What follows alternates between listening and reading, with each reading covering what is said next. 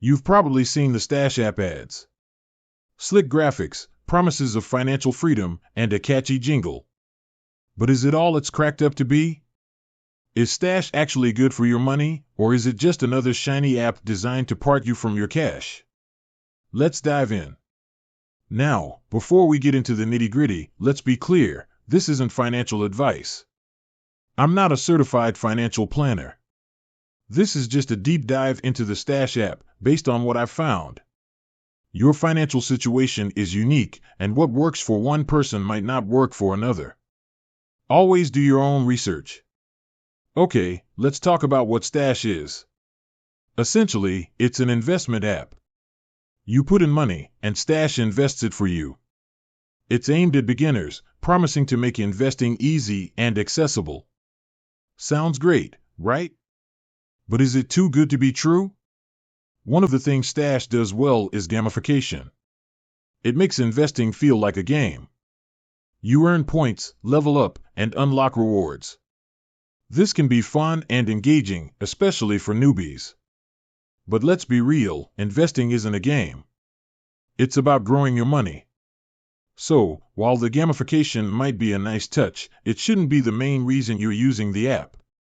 Stash also offers fractional shares. This means you can buy a piece of a stock, even if you can only afford a small amount. It's a cool feature, but it's not exclusive to Stash. Many other investment platforms offer this too. Now let's talk fees. Stash isn't free. There's a monthly fee, plus fees for buying and selling stocks. These fees can eat into your returns, especially if you're a small investor. So, while Stash might be a good place to start, you might want to consider other options as your investments grow. Another thing to think about is the types of investments Stash offers. They have a range of ETFs and stocks, but the selection isn't as broad as some other platforms. If you have specific investment goals, Stash might not be the best fit. So, is Stash good or bad? It depends. If you're a complete beginner and want to dip your toes into investing without feeling overwhelmed, Stash can be a good starting point. The gamification can make it fun and engaging.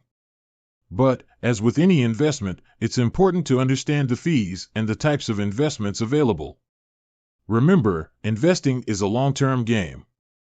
Don't get caught up in the hype of any one app. Do your research, compare different options, and choose what's best for your financial goals. With that said, thanks for watching, and until next time.